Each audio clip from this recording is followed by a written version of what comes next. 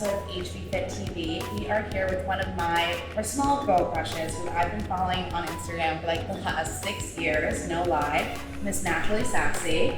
So thank you so much for being here because I feel like we're both traveling so much. We were like, okay, we've got like an hour together. This is awesome that we managed to do it. Me too, I'm really excited. I know, right? Mm-hmm. So I've been following you for so long, and originally when I first found you, you were posting tons of delicious recipes. Yeah. And I love to cook, and so I was like, we're so on the same page. I feel like you love an alternative ingredient.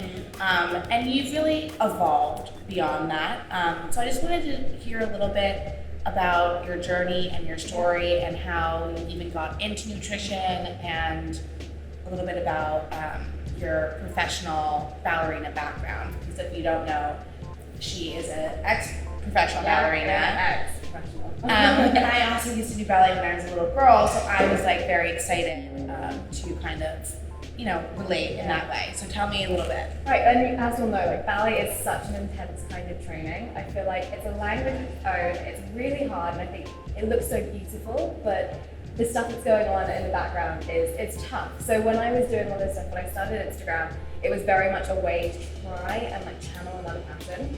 I was doing dance like 24 hours a day. I was injured and I just did not know what to do. So I started at first doing all these recipes, trying to kind of like basically do what all my friends were, which was try and fuel myself, nourish myself a little bit better, because with ballet there's a strong pull to like how you look all the time.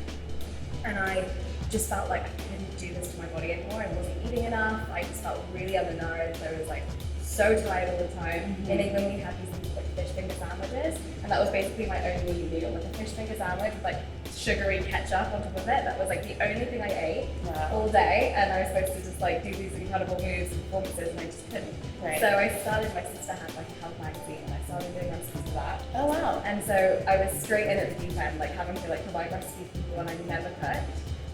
So it started like that, and then I started my blog, Naturally Sassy, and then that's when Instagram kind of came about. And it was such a great way to kind of show people what I was doing, what I was eating, and then grow from there, because you learn so much from other people. Totally. So that's how it started. And then when I was dancing, when I was it got to that point where I was doing exactly what I trained my whole life to do, and I was like, I can't do this anymore. Like, I'm injured, it doesn't feel great. I feel like I can do something more with my life. And I had Naturally Sassy on the side. I'd written a cookbook, and that had gone so well, and I loved it so much. I loved being able to share that kind of different breadth of knowledge, and as a dancer you're always in the background, and it was such a wonderful way for me to like create my own path instead of having to be what somebody else wanted me to be. Totally. So I started then just doing Naturally Sassy full time and using all that ballet training to create what I was doing when I was injured, which is ballet class, which is the background I did later. Okay, so when you first started getting into your recipes, you didn't necessarily know like nutrition very well, so what was that like kind of road of exploration like? Right, I think to begin with, I was also, as well as it being a whole different language, cooking with like actually great ingredients, I didn't really know what to believe as well, because there was so much information out there. And I think even for the first couple of years, I was just exploring all these different ways of eating. Yeah. And it wasn't really personal to me necessarily, it was more like, what's this person doing? And like, and it did help me in so many ways, because I stopped eating sugar, I stopped eating dairy, and with that, like, really bad eczema, and that totally cleared. Oh wow. I had that my whole life. So there was like many benefits of following other people's ways of eating. Right. But it took a few years of understanding how to cook for myself and following other people's recipes to realize like what I actually wanted to eat. Mm-hmm. And I think now, like especially with what I do now, still having on the platform talking about food, I like totally shifted my way of thinking from those years of being like, it has to be vegan and it has to be sugar free, to being more like educate yourself on what you're already eating and make it better slowly. Right. I feel like I'd have done some things differently. It was very much like whole time straight away, like literally not going to have any of the foods I ate, and suddenly it was just left with the green juice. Well, I mean, to be honest though, you do come from a very extreme discipline, so I can understand that that's kind of the way, your entry into it, which was like to cut everything out and then, right, which is like very much about like demanding life of a ballerina, which I think is, and for you to say like for so long that you were like, eating like a finger, what did you call it? Fish finger. A fish I finger really sandwich. fish finger sandwich with like just ketchup. It was just the most, now I think it's the most gross thing ever, but at the time it was just all I craved. Right. And it's such an interesting thing to what your body actually wants. Right. To what you think it needs. Just right. because you're addicted to things. Totally. So it was a huge process, like coming to terms with the fact that like sometimes my body and my mind want to do very different things. And I think that's a huge point that a lot of people forget about when it comes to intuitive eating, which you mentioned that now you kind of feel like you've gotten to that place, which is like, you know, maybe understanding that your mind and your body like might not be on the same page, but like, you know, but it's the point is to get to them to the same page, which is like very difficult, especially when you give into your mind's cravings all the time, and then that's what you need. Exactly. So cooking for myself is like a huge thing. Because then I'm able to actually be like, okay, so I'm cooking, I'm seeing these ingredients, what I'm eating, seeing how fresh they are, and buying for myself. And I was completely just that typical like eat out every single day, eat very small. So it was a huge transition, but like particularly now I'm not dancing full time. From that background, I'm so aware of how my body feels, like all the little muscle aches, all the little niggles, and then having also now this background with going from one extreme way of eating to really just focusing in on how I feel and eating from there. It's definitely a huge kind of overhaul of connection with yourself, which is, I think it takes a lot of time, but I think starting just to cook from scratch and to move it the way you want, just like starting there, it can completely transform you. Yeah, totally. I mean, even like, because it's, being a ballerina is the opposite of like knowing your body. I feel like, you know, you're told like, you know, doesn't matter if you like fucked up your toe, like you've got to like bind it up and like get into the point shoes, like whatever, you know what I mean? Stitch you up till you would perform, Exactly. So it's definitely a whole turnover of a mind-body experience. And it's been amazing to watch you go through that as well, because, you know, you've been so open, and I think what we both do a lot in terms of sharing with our audiences is that, you know, we put ourselves out there and we are vulnerable. So tell me a little bit about how you found Instagram to be a positive and or negative platform for you, and like some of like, just give me the both sides of it. Well, we were talking like Instagram's been around for like 6 years. I feel very much like, for me, at least when it comes to my health, like that was my like growing up in terms of health. Like I understand myself so much better now. I feel like adult in the way that I think about my body now to when I started Instagram. So I think at the beginning, the hardest thing was just the influence, and that's why I think, I'm sure you are as well, like just so careful about what you put out there now, because you understand from like how you started necessarily, or maybe how other people are looking at your stuff, that you can completely influence somebody to eat a totally different way, to live a totally different lifestyle.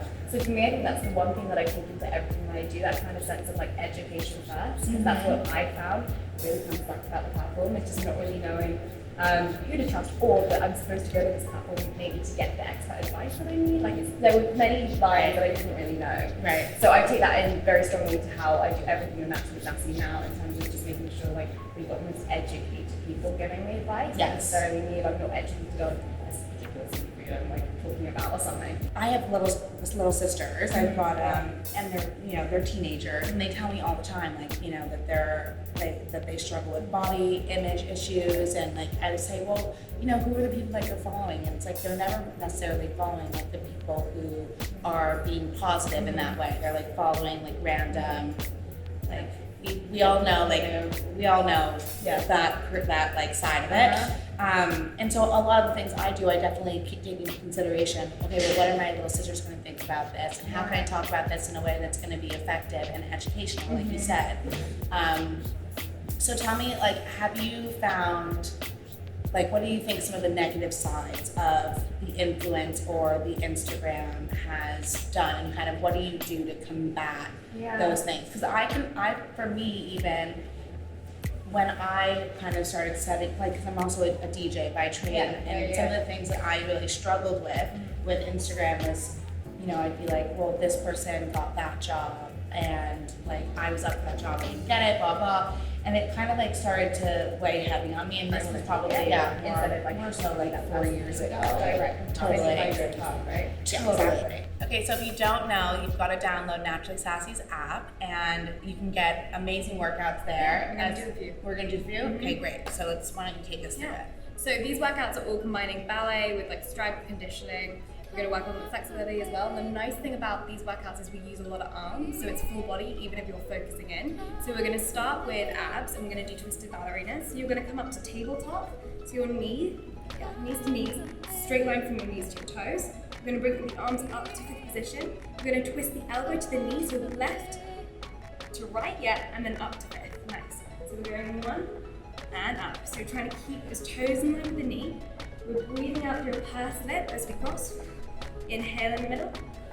So you can do 12. I like to do 12 reps and make 3 sets of these. So we'll just do 1, 3 more, 3, 2, really feeling like you're pressing your shoulder blades into your chest. Last 1, and up, and then lowering it down. Ooh.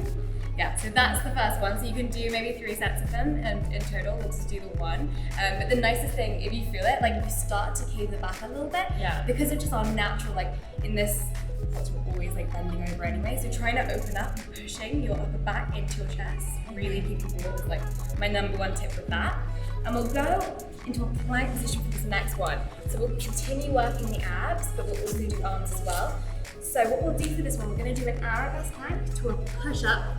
I'll show you this one. So we're going to come on our forearms first. So we're going to do 2 arabesques. So you're lifting it up 1 and down. You're going to go 2, and then we're going to come all the way up. And you're going to bring them in a passe, going 1 and down, other leg, 2 and down, coming down, 1 and 2. So arabesque, 1 and down, squeezing the core into your back. You're pushing up, 1 and 2, passe, going 1 and down. So you're really squeezing the glute, coming down. So you can really feel it burning through the arms. You're keeping that core nice and tight.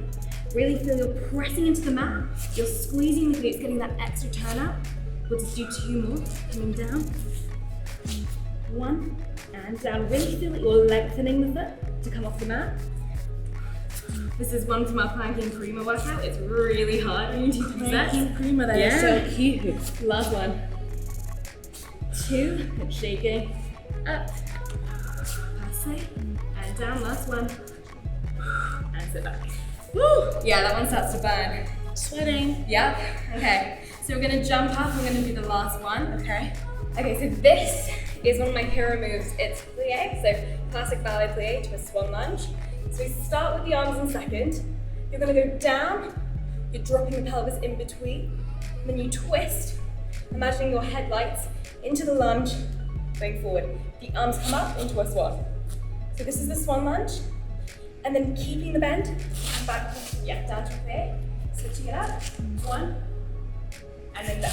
Nice. Oh, wow. Yeah, 2. So the wrist touch, you squeeze it under in the plie. Nice, keeping those hips nice and level. So I like to imagine like your hips, your headlights. So your body moves, your hips nice and stable. Yeah, nice. It's hard, it's really good with the balance. Pressing the chest out, we'll catch the shoulder blades, yeah. We'll just do 1 more. And last side. And back.